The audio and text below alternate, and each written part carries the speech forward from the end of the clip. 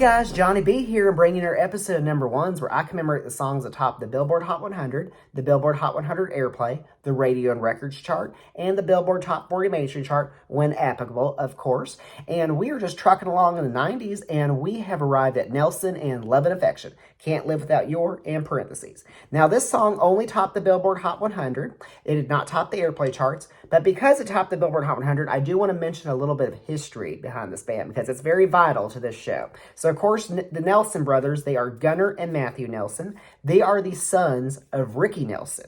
Now, Ricky Nelson, of course, was a pop legend in the 1950s on to the 70s, and Ricky Nelson had a song back in 1958 called Poor Little Fool, and that song topped the Billboard Hot 100. And not only did it top the Billboard Hot 100, but it was the very first single to top the Billboard Hot 100, because prior to that, that official chart did not exist. It was just a Billboard pop singles chart prior to that.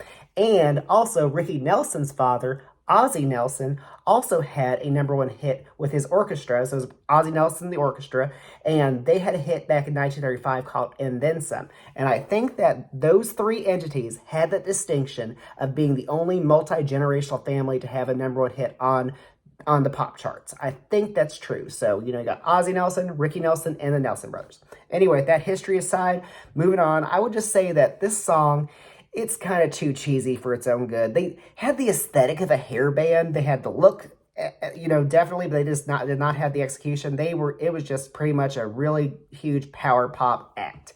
And this song also was inspired by a crush they had on Cindy Crawford. And you don't really hear much about Cindy Crawford nowadays, but back in the day, that mole was infamous. And I mean, the thing is, this song's okay, but it's just a little too cheesy for my taste. But hey, I just can't help but just, marvel at that blonde hair that they had, that long blonde hair. I mean, how could women not envy that long blonde hair that they had? It was just wild, y'all. It truly was. Well, anyway, I'm really happy to give you this episode number ones. I'm looking forward to bringing you another one. I'm Johnny B, and I'm out.